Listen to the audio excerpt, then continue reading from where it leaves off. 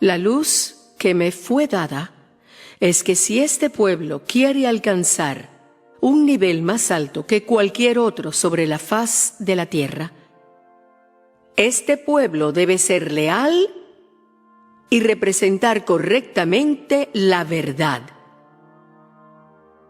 El poder santificador de la verdad, revelado en nuestra vida, nos distinguirá del mundo. Debemos sostenernos con dignidad moral, manteniendo una conexión tan estrecha con el cielo, que el Dios de Israel pueda darnos un lugar en la tierra. Año tras año se reconoció lo mismo,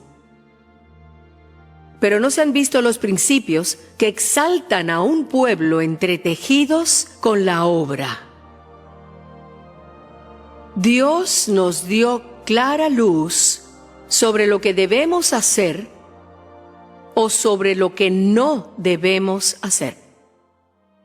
Pero nos hemos apartado de esa orientación y me sorprende que aún tengamos la prosperidad que hoy gozamos. Es por la gran misericordia de Dios, no por nuestra justicia, para que su nombre no sea deshonrado en el mundo.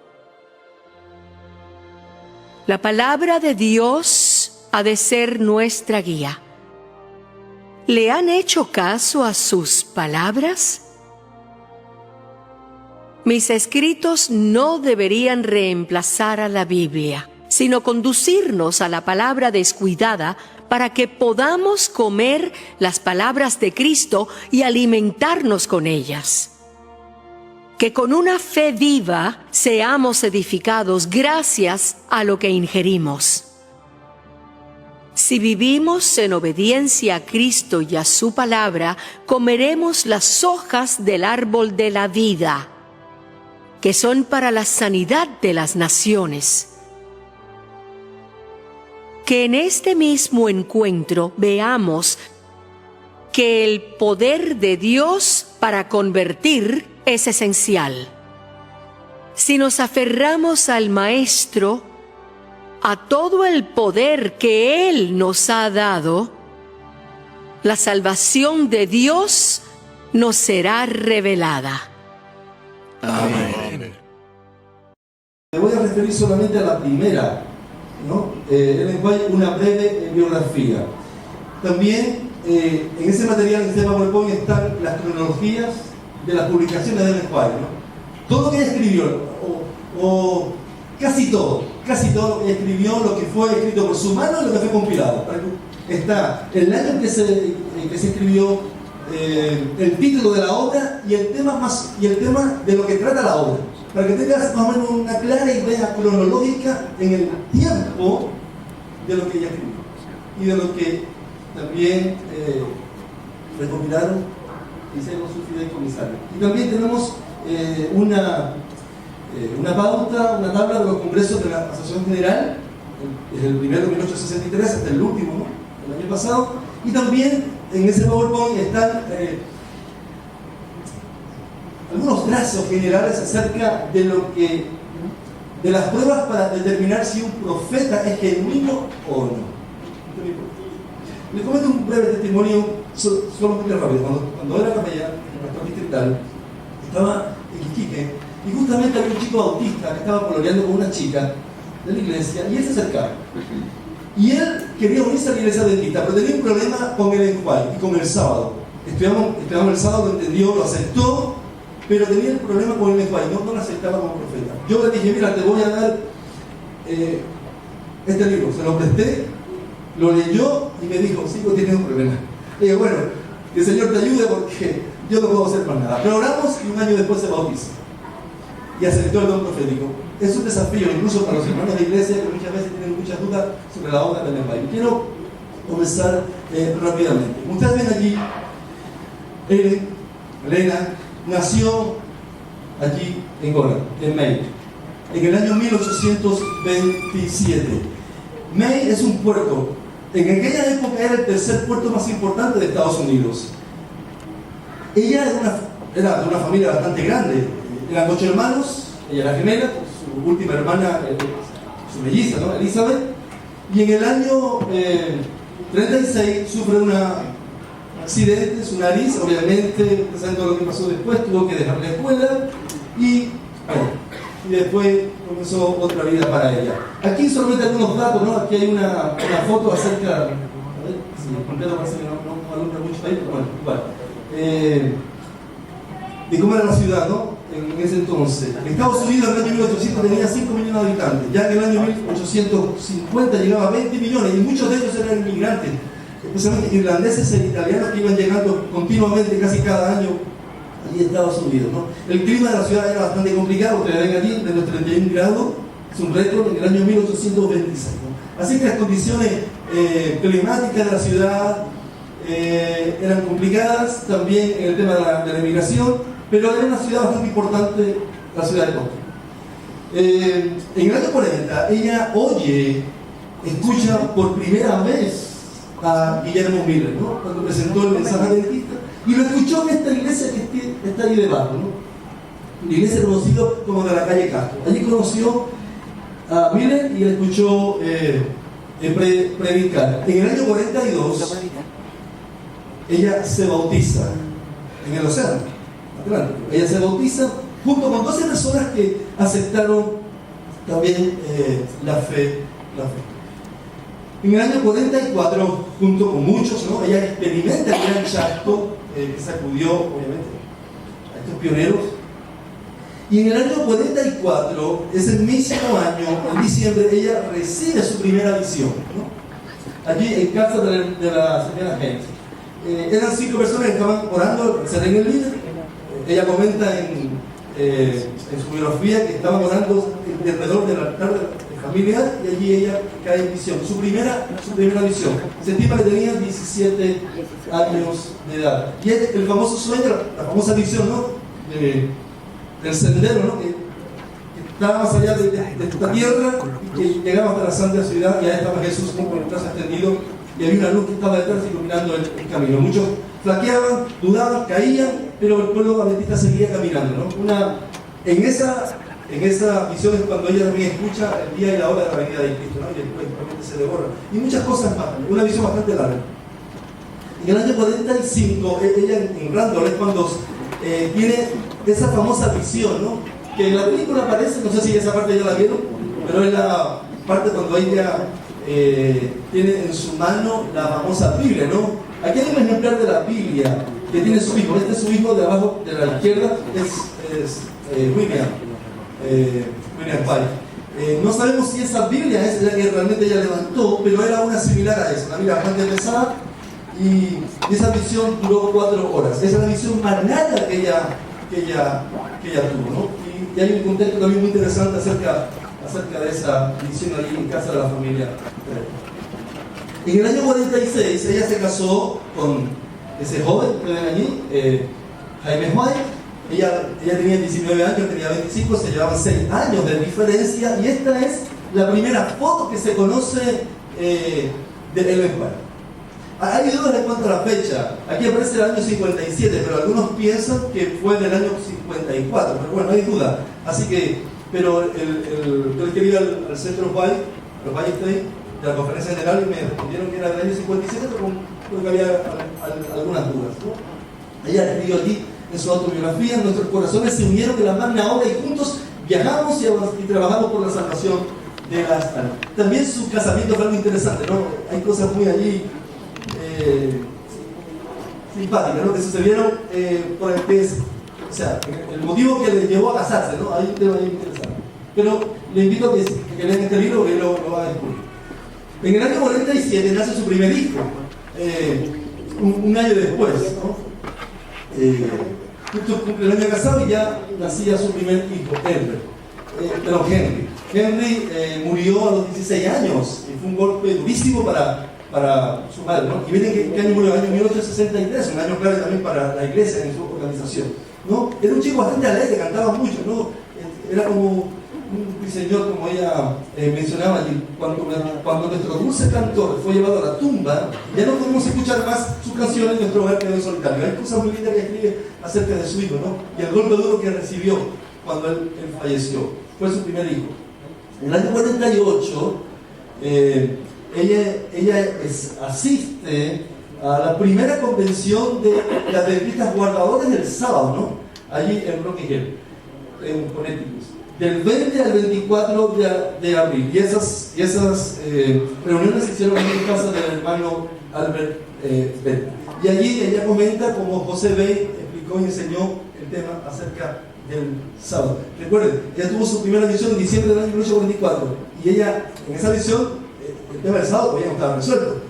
Fue paulatinamente. Y eso es algo importante que tiene que ver con la comprensión y la revelación, que es progresiva. Es un aspecto clave hermenéutico para entender un rol profético. Con el tiempo se van aprendiendo y conociendo algunas cosas que anteriormente tenían dudas, ¿no? Pero con el tiempo se va avanzando, ¿no? Y allí, en el año 49, nace su segundo hijo, ¿no? Ustedes pueden ver allí Exxon, más conocido como Jaime Exxon White, ¿no? Que alcanzó y murió en el año 1928. Aquí debajo puse una expresión porque ella ya con Exxon de un mes y una semana ya estaba en la obra misionera trabajando. O sea, no tienen ustedes la pasión de Ellen White por la salvación, ¿no? Por la salva, ¿no? Y por la aplicación del Evangelio, ¿no? Y por llevar adelante la obra, ¿no? Del Señor. En el año 51 es cuando ella publica su primer libro, podemos decir así. Ya ella estaba escribiendo mucho en revistas, en panfletos, pero ya su primer libro ya como tal sale en este año, un pequeño libro, tenía 62 páginas. Y este es el título, ¿no? Es un esbozo de la experiencia cristiana y visiones de Ellen White. En el año 54 nace su tercer hijo, William, famoso William Clarence. William fue el hijo que le acompañó más en su vejez y hasta cuando falleció. De hecho, él estaba al lado de ella cuando ella falleció. William le acompañó en su viaje a Europa, en su viaje a Australia, vivió con ella y fue su mano derecha y fue el que por casi 2 décadas quedó como custodio de su obra, ¿no? De manera literaria. Ahí tenemos una foto, ¿no? Esta es una foto del año 65, tenemos a William, en ese entonces tenía, en la izquierda tenía unos 10 años y tenemos a Alex un poquito mayor. En el año 55 ella escribe el testimonio para la iglesia, ¿no? El número 1. Estos testimonios se dieron en 37 pequeños panfletos. Que estos 37 testimonios después se agruparon en lo que hoy conocemos como los 9 volúmenes, ¿no? De los testimonios. Que son 9 volúmenes. Que después más adelante esos volúmenes salieron. Pero primeramente ella lo compone de un pequeño folleto que después se dio un carácter mayor del libro. De hecho, ahí aparece que el volumen número 1 tenía ya 758 páginas y contenía de los testimonios 1 al 14, lo que ya escribió del año 1855 hasta el año 1868. Y además unas 100 páginas biográficas. Hay algo interesante que quiero mencionar. En muchos libros de Ellen White aparece su conversión. El relato de la primera visión. La pregunta es ¿por qué? Cuando usted lee el Nuevo Testamento y lee especialmente el libro de Hechos, ¿ha leído que Pablo en más de una ocasión también relató su conversión?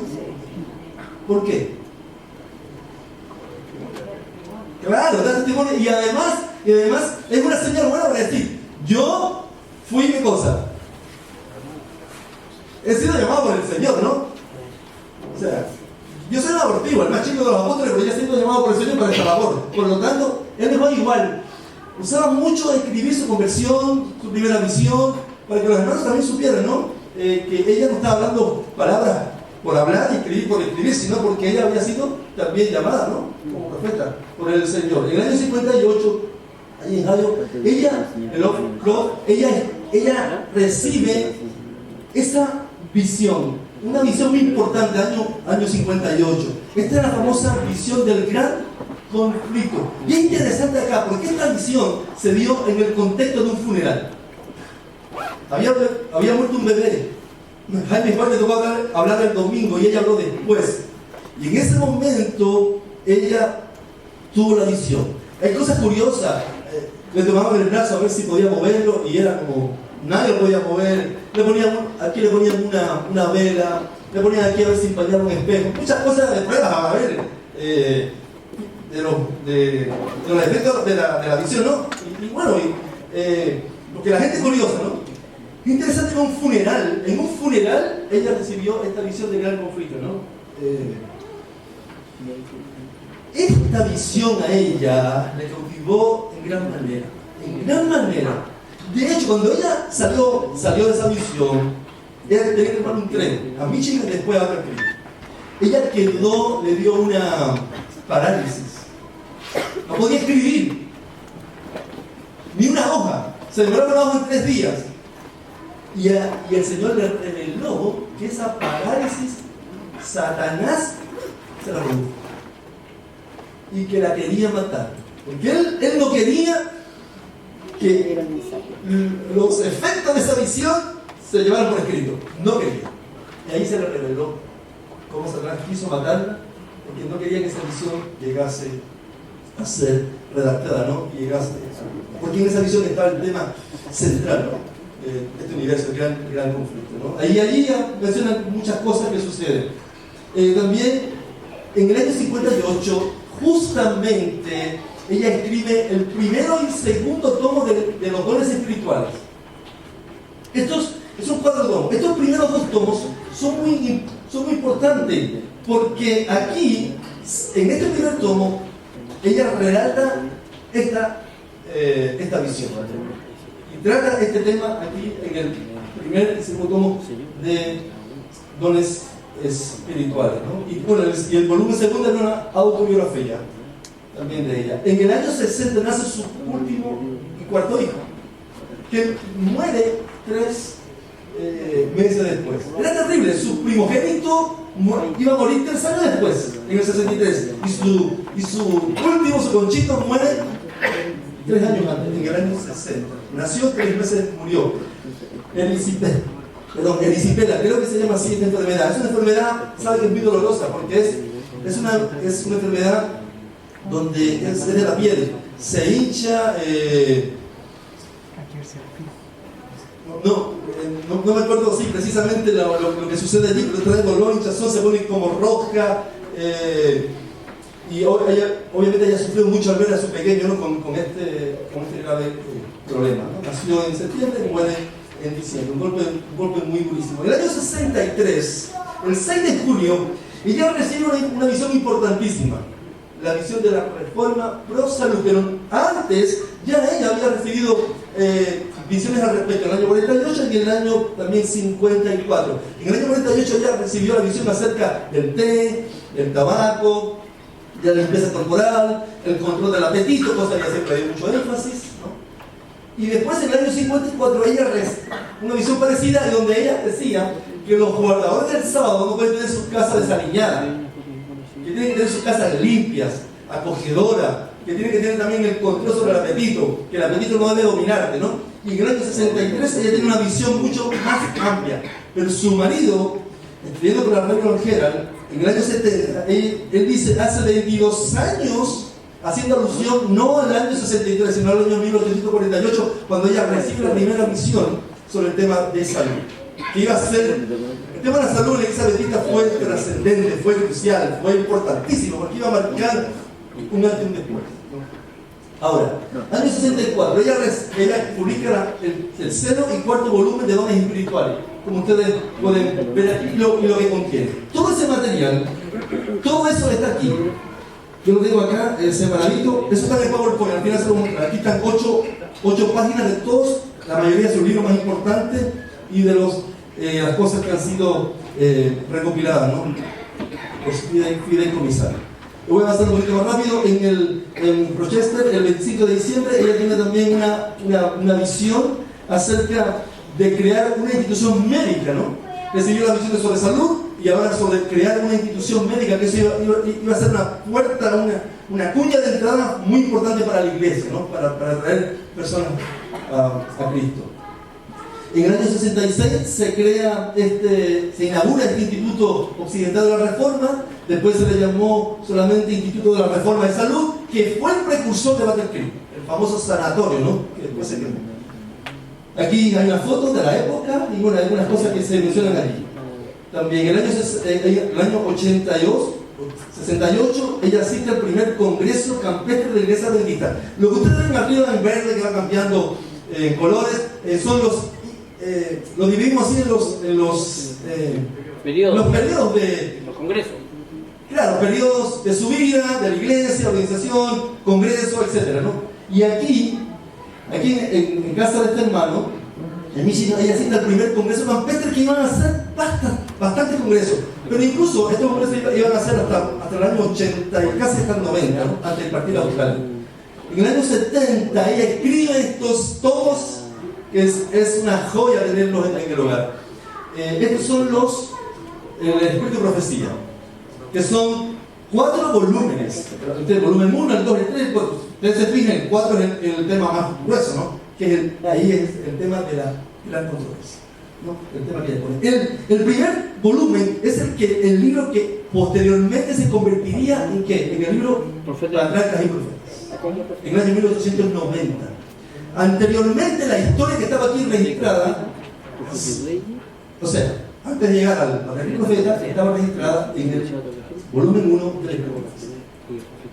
En el año 75 ella asiste a la dedicación del colegio de Battle Creek, también otro aspecto importantísimo para el avance de la obra: institución médica, salud, educación, pilares de la iglesia adventista, ¿no? Y ella ahí, se cree que esta fue la primera escuelita que más tarde fue el colegio de Battle Creek, ¿no? Y ahí tenemos a Pedro, que fue el primer educador de la iglesia, de la iglesia adventista, ¿no?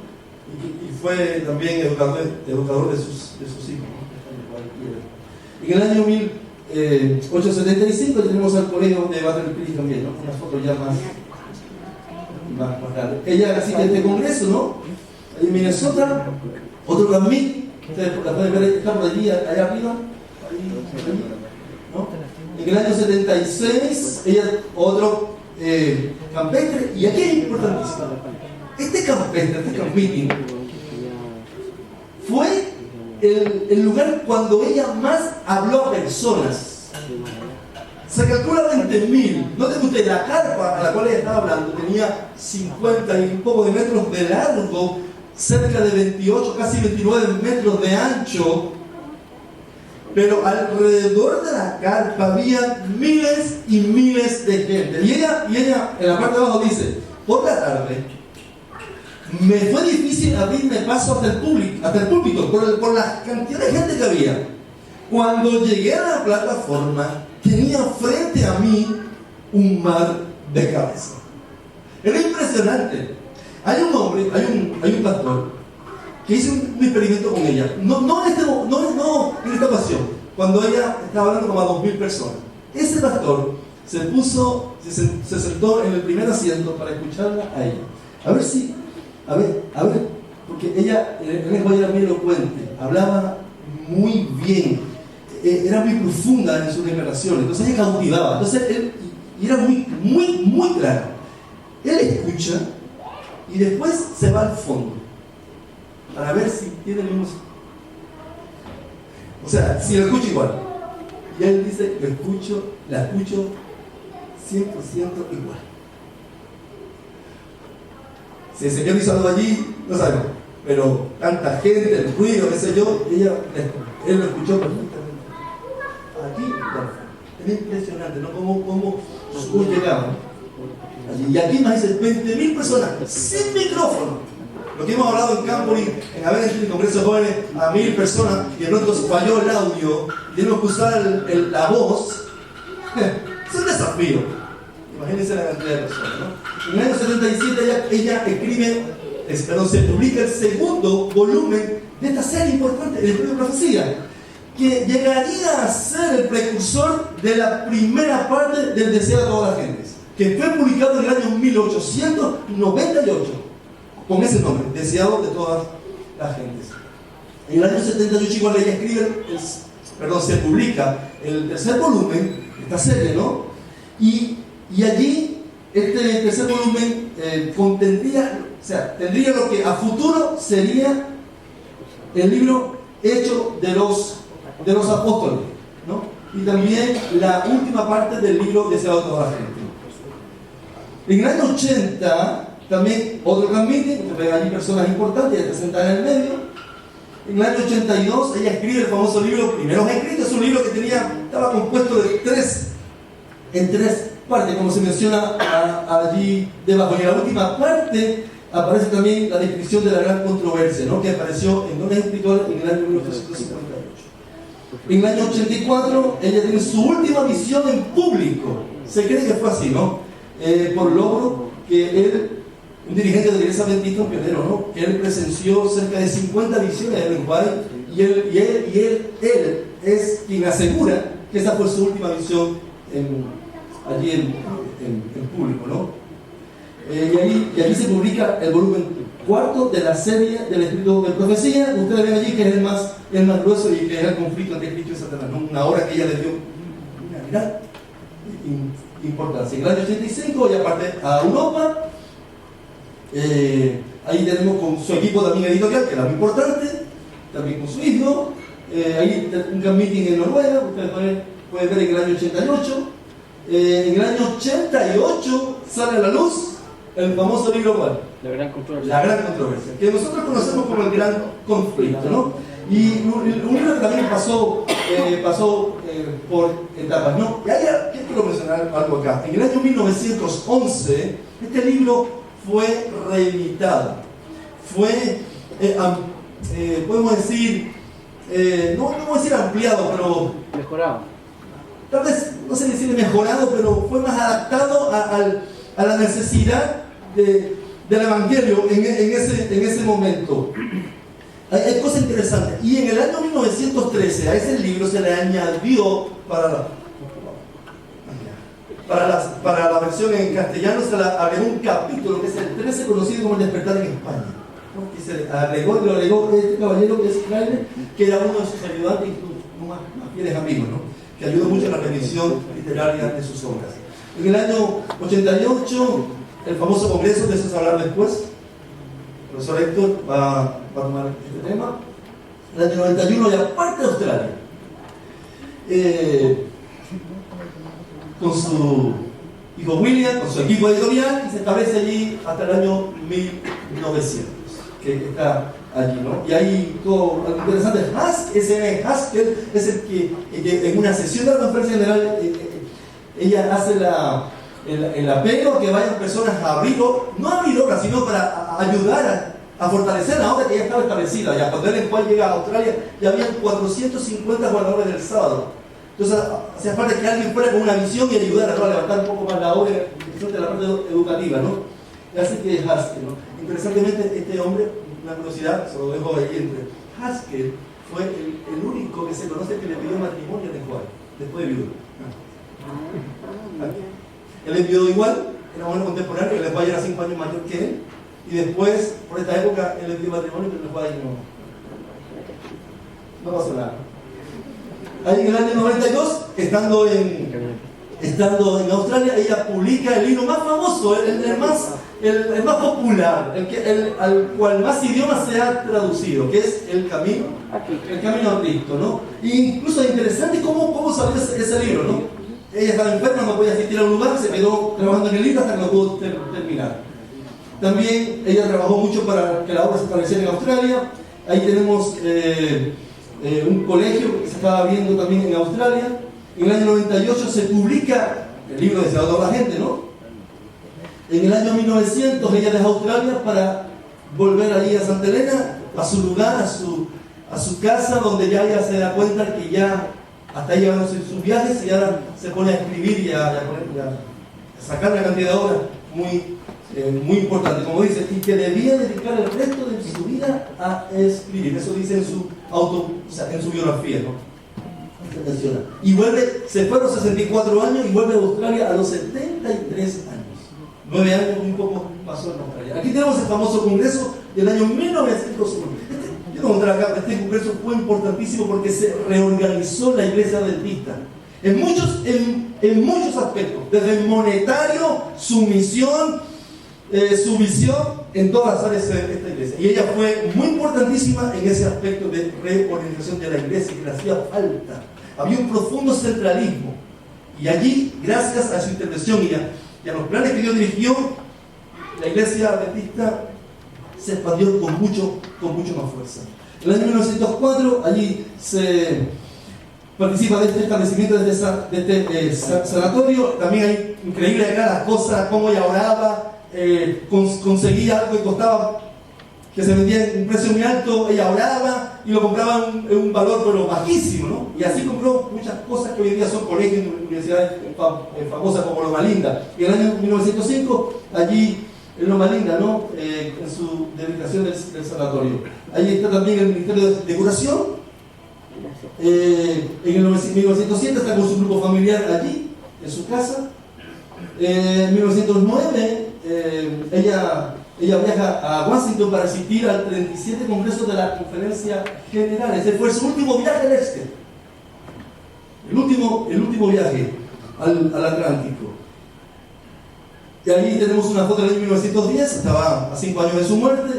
Esa con su enfermedad. Sara era su confidente, su amiga, su enfermera. Era una mujer muy importante. Cuando ella falleció estaba ella y su hijo alrededor. Allí se publica el libro Hechos de los Apóstoles. En 1911 la publicación, la edición nueva del libro Conflicto en los Siglos. Que aquí lo que ustedes ven y todo eso es una explicación de lo que se le hizo al libro, las mejoras que se le hizo al libro, ¿no? Y algunos cambios que se le hizo al libro. 1913 está con su equipo editorial. Esto es importantísimo. Mira, yo tenía que entender esta parte. Si uno entiende esta parte de lo que hizo el equipo editorial, uno entiende en gran manera la obra de Dios. Porque es importante entender lo que es el concepto de inspiración, revelación y iluminación. Y en ese contexto, este equipo editorial fue clave en la obra literaria de Dios, en la que quedó a su cargo cuando ella falleció. Y los libros que hoy todavía nosotros tenemos aquí y siguen sacando de ella.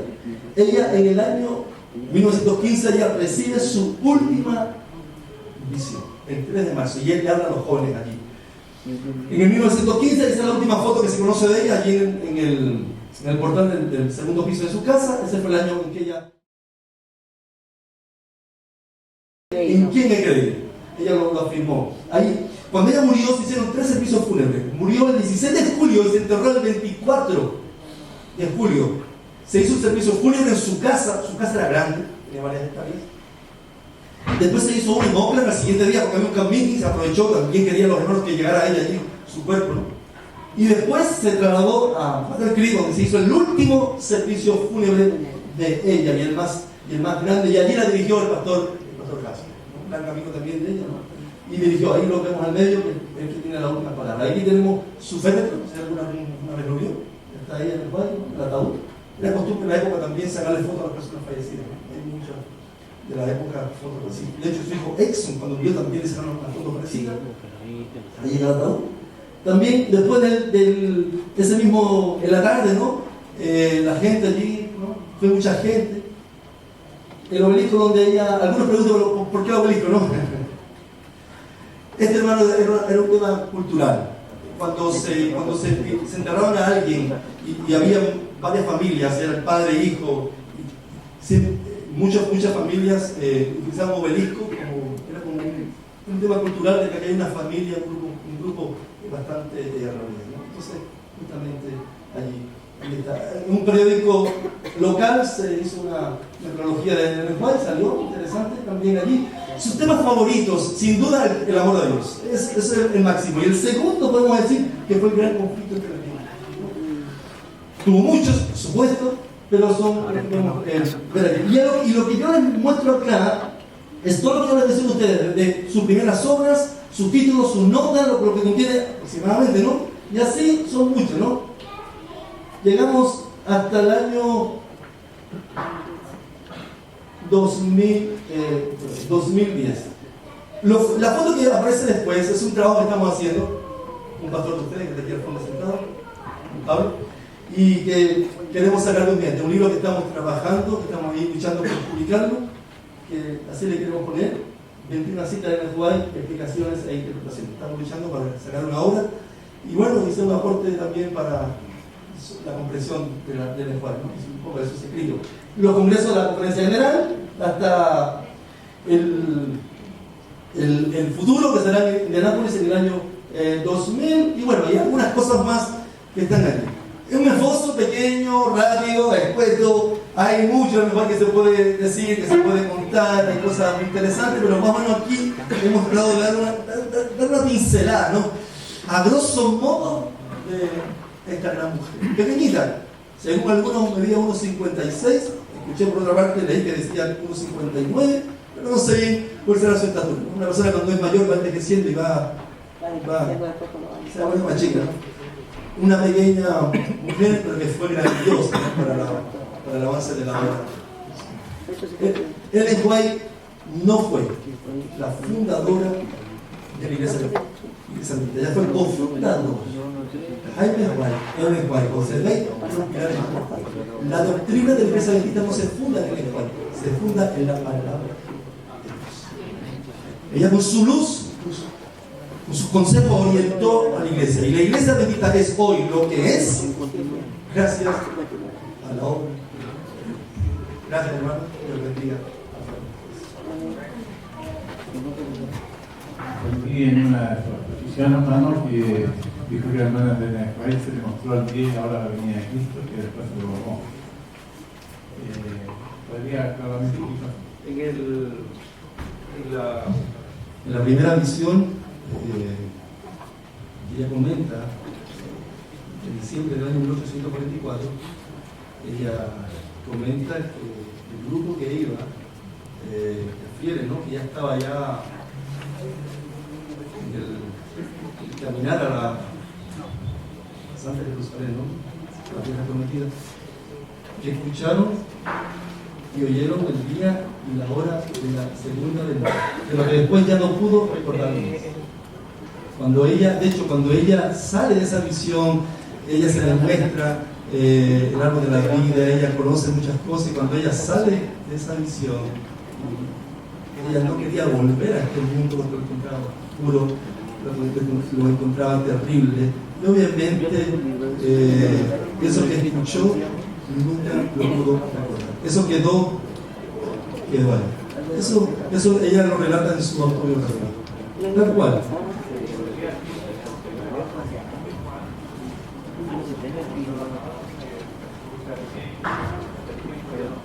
¿Por qué lo dirán? Caminando con no creo que guarda relación, no creo que guarda la relación, pero porque ella especifica que escuchó puntualmente, ¿no? Sí. Y llora, solo que después no pudo recordarlo, ¿no? Lo de Juan es solo contexto, no diría que no es No. claro, pero no es diferente. Ellen White estaba en una visión, era su primera visión, una visión muy amplia, ¿no? Del caminar, del transitar, del peregrinar del pueblo adventista, ¿no? En el procurar la vida eterna, en llegar a la meta, llegar al final, a la salvación.